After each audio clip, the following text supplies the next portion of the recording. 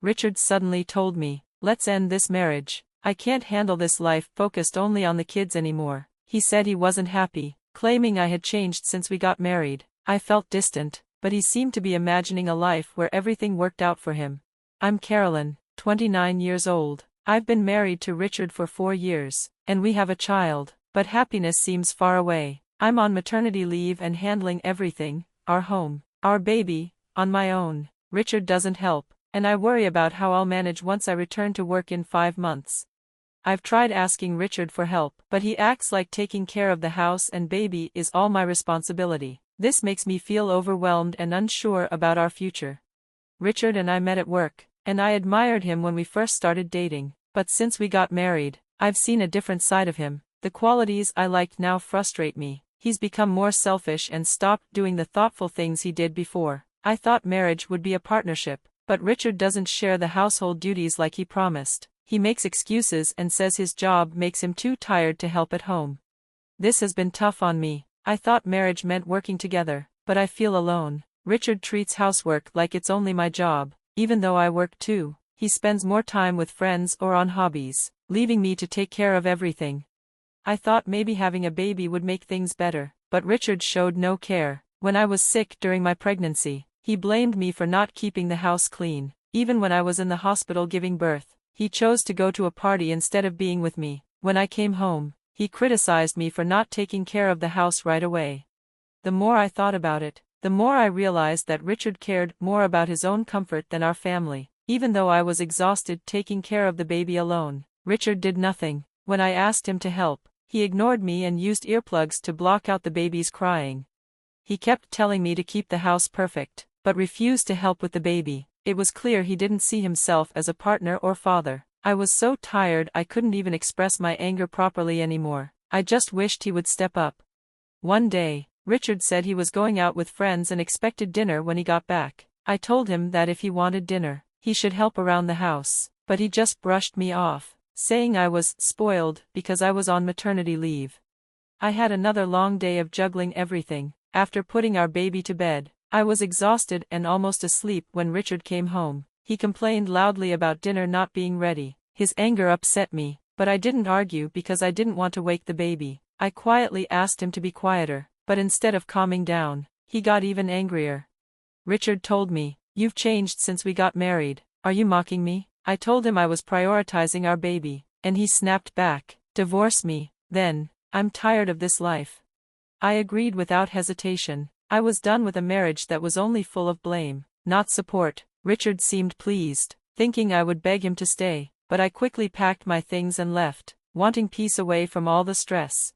4 days later, I felt a surprising sense of relief. Living without Richard was still hard, but I was free from his negativity. Then, Richard called me in a panic, blaming me for everything falling apart in his life. He told me he had been having an affair with his ex-girlfriend, Hannah, who worked at our company. The affair had caused a scandal, and now her husband was threatening to sue for alimony. Richard was angry and blamed me for the mess he created.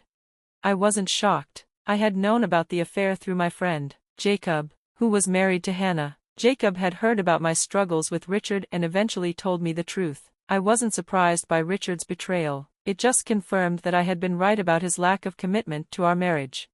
Jacob wanted my help gathering proof of the affair so they could confront Richard. Although I was busy taking care of our baby, I agreed to help by sharing what I knew about Richard's behavior. We hired someone to gather evidence.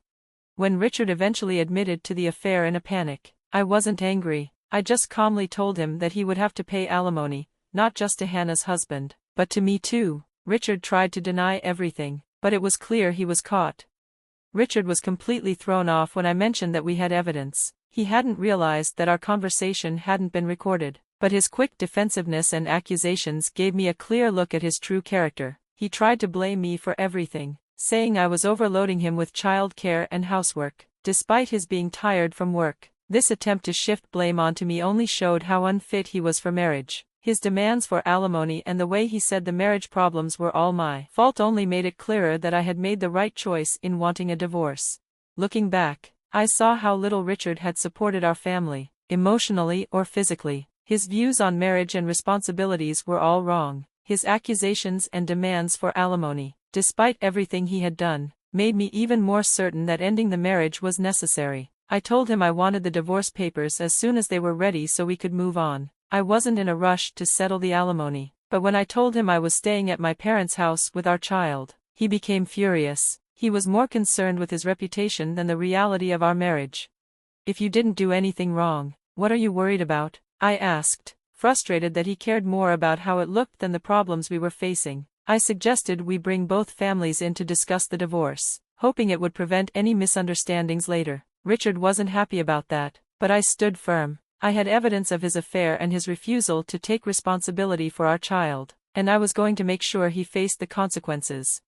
On the day we were supposed to meet with our families, I left our child with my sister and went to my in-laws' house, ready to face Richard's attempts to play the victim. True to form, Richard painted himself as the poor, overwhelmed father, making me out to be the one not supporting him. His lies were so audacious, considering he had always neglected his family, but I was prepared to tell the truth.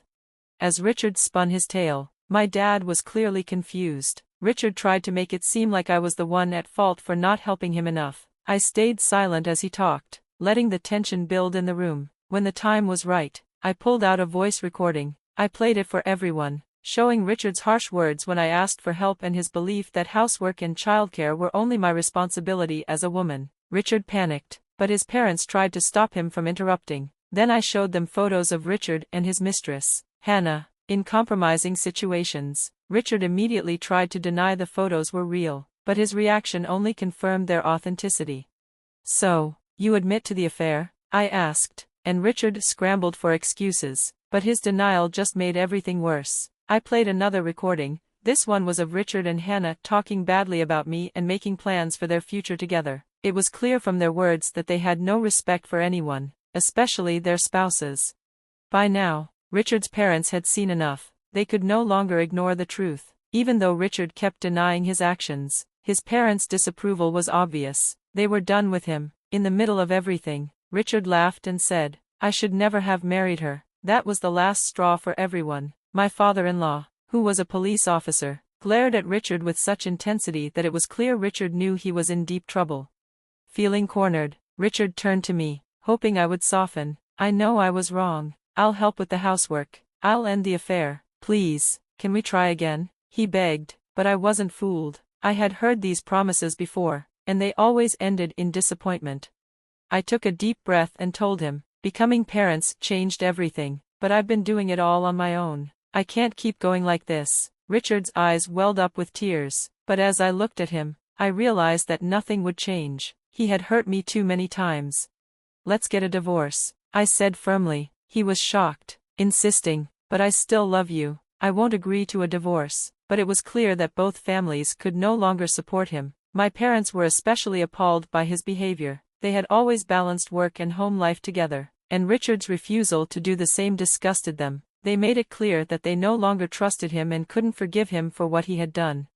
With my mother-in-law's quiet support, we left their house, closing the door on a painful chapter of my life. Later, my mother-in-law apologized, expressing regret over the way things had turned out. She felt partly responsible for reinforcing the idea that housework was a woman's job, but I reassured her that Richard's actions were the real problem, not their values. "You've always been kind to me. This isn't your fault," I said, grateful for her support. With that, I moved forward with the divorce, determined to seek compensation from Richard and Hannah for the betrayal and hurt they had caused me. The evidence I had gathered helped secure a substantial settlement, and thanks to Richard's parents' stance, he paid both the compensation and the required child support. Richard and Hannah's actions didn't just ruin our marriage, they ruined their careers as well. They were fired from their jobs after their affair was discovered, and their misuse of company resources to carry out the affair led to even more trouble. They were left with nothing, isolated from everyone.